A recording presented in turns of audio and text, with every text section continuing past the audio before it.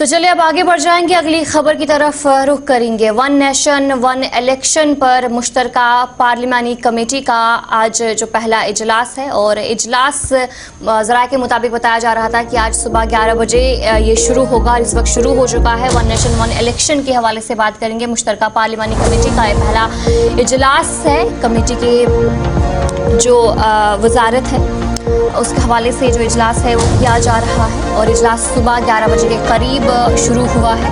और कमेटी की वजारत कानून इंसाफ के हुक्म पर जो ब्रीफिंग है वो दी जा रही है, और 11 बजे के करीब इजलास शुरू हुआ। कमेटी की वजारत कानून इंसाफ महकमा कानून साजी के हुक्म ब्रीफिंग जो है इस पर दे रही है। ये मीटिंग जेपीसी के चेयरमैन पीपी चौधरी ने बुलाई है। मीटिंग में भाजपा एमपी बंसवा स्वराज और कांग्रेस एमपी प्रियंका गांधी वाड्रा भी मौजूद है। जो ज़राए के मुताबिक जानकारी सामने आ रही है। वन नेशन वन इलेक्शन पर मुश्तरका पार्लिमानी कमेटी का ये पहला इजलास है। कमेटी को वजारत कानून व इंसाफ महकमा कानून साजी के हुकाम पर जो ब्रीफिंग है वो दी जा रही है, जो इस वक्त खबर सामने आ रही है। और ये आज पहला मुश्तरका कमेटी का इजलास है, और ये सुबह 11 बजे के करीब इजलास शुरू हुआ है। वन नेशन वन इलेक्शन के हवाले से मुश्तरका पार्लिमानी कमेटी का इजलास है, और इस पर क्या कुछ खास रहा है, अभी तक क्या कुछ हुआ है, इस पर हम जानकारी लेंगे। हमारे साथ हमारे नुमाइंदे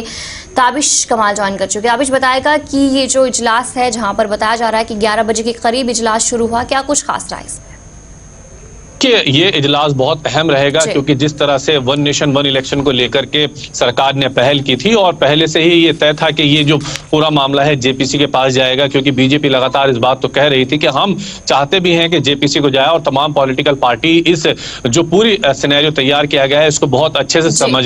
हालांकि अपोजिशन ने तो इस पर अपने नाराजगी जाहिर कर दी थी। अपोजिशन कहना था कि सरकार इस पर जिस तरह से वन नेशन इलेक्शन लागू करना चाहती है उसमें बहुत सारी जो है खामियां भी हैं। अगर कहीं पर मिड टर्म इलेक्शन होता है तो सरकार उस पर क्या कदम उठाएगी।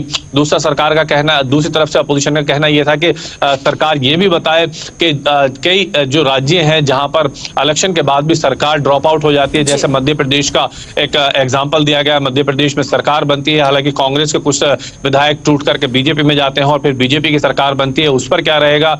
हालांकि अपनी तरफ से बीजेपी और सरकार का तर्क यह है कि इसके करने से कई बहुत फायदे भी होंगे, जिसमें कहा गया है कि खर्चे, पहली बात तो बड़ी तादाद में इसमें खर्चा होता है, खर्चे की इसमें बचत होगी। दूसरा कहा गया टाइम बहुत ज्यादा कंज्यूम होता है, टाइम बचत होगी। तीसरा कहा गया कि फोर्सेज बहुत ज्यादा लगाई जाती हैं, फोर्सेज का नुकसान होता है, और जब आचार संहिता लगती है तो उसकी वजह से कई काम है वो रुक जाते हैं। सरकार का अपना तर्क है। और ये भी कहा जा रहा है बार बार कि जब से देश आजाद हुआ था उसके बाद से कई चुनाव ऐसे हैं जो लोकसभा के और विधानसभाओं के, यानी असेंबली इलेक्शन और पार्लियामेंट्री इलेक्शन साथ हुए, तो इसमें कोई दिक्कत नहीं आने वाली है। अब आज जेपीसी की पहली मीटिंग है, और पहली मीटिंग में तमाम जो पॉलिटिकल पार्टीज के 39 मेंबर ऑफ पार्लियामेंट हैं वो बैठेंगे और बैठ करके तय करेंगे कि इसके अंदर क्या खामियां हैं, क्या इसमें गलतियां हैं, और सरकार भी उस पर अपना जवाब देगी। देखिए, बीजेपी ने पूरी तरह से साफ कर दिया है कि बीजेपी इसको लेकर के पूरी तरह से तैयार है, और बीजेपी ने इससे पहले 3 मंत्रियों की ड्यूटी इसमें लगाई थी, जिसमें राजनाथ सिंह थे, किरण रिजिजू थे, अर्जुन राम मेघवाल थे। इन लोगों को लगाया गया था इसलिए कि ये एनडीए के घटक दल जितने भी हैं उनसे बातचीत कर सके, और एनडीए के घटक दलों ने अपनी रजामंदी जाहिर की थी कि वन नेशन वन इलेक्शन के लिए वो पूरी तरह से सरकार के और बीजेपी के साथ है। चंद्रबाबू नायडू की बात कर ली जाए या नीतीश कुमार की बात कर ली जाए, वन नेशन वन इलेक्शन को लेकर के इन लोगों ने साफ कर दिया था कि हम पूरी तरह से सरकार के साथ खड़े हुए।